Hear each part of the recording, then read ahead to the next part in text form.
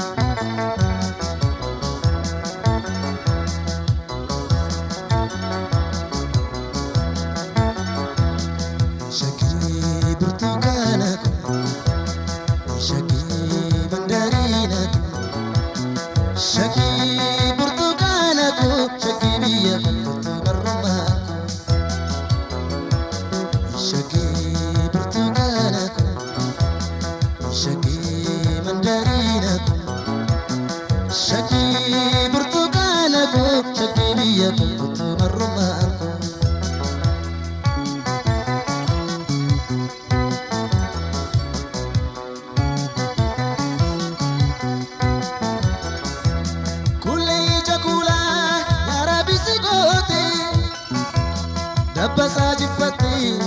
kalkani tote Gonkuma kubamu cognition dubatu Iba matu faya Hiroshen kofatu Iba matu faya Hiroshen kofatu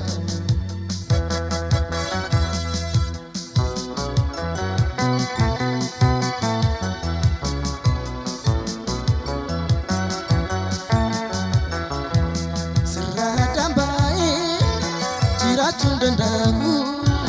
jiru jirenyi kos shakina mijabu ega seyetiya kona gamachisi ya jalalake takana unachisi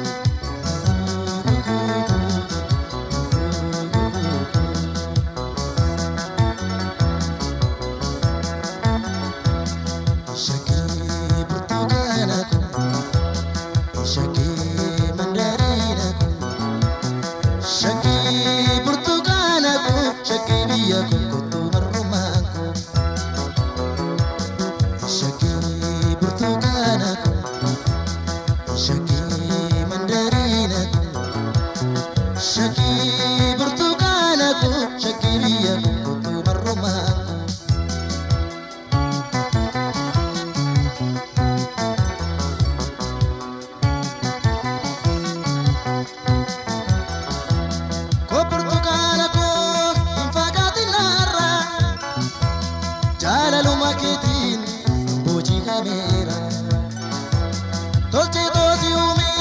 rabbi wanu darra barbare tannabe uda tokko sera barbare tannabe uda tokko sera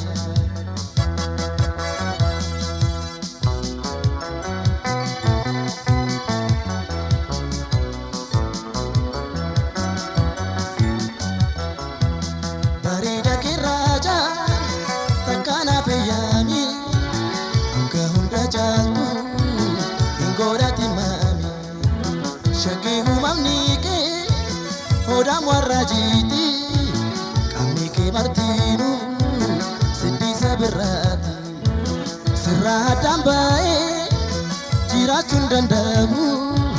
jiru jirenyi kos shakina mijabu ega seyetiya kona gamachisi Jalalaki takana unachisi